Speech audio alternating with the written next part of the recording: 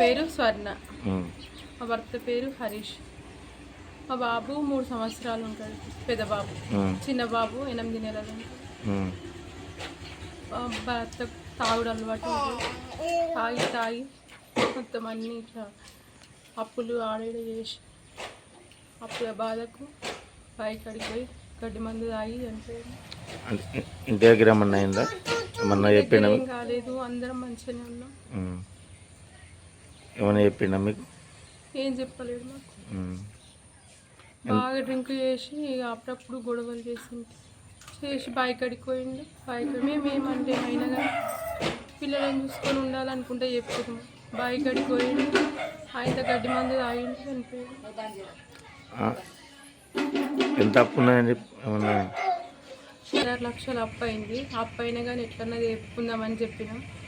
Necklace కమ్మలు అవన్నీ బ్యాంకులో పెట్టిండు. అయినా కానీ మెల్లగా తెచ్చుకుందామని కూడా చెప్పుకున్నాం. అయినా అయినాక ఇంట్లో బాగా డ్రింక్ వేసి వచ్చి గడపేడ అదొకటి ఇదొకటి అని బాయికాడికి పోయి సూసైడ్ చేసుకున్నాం. అంతే సార్. మీకేం చెప్పలే? ఇక మాకేం చెప్పలేదు.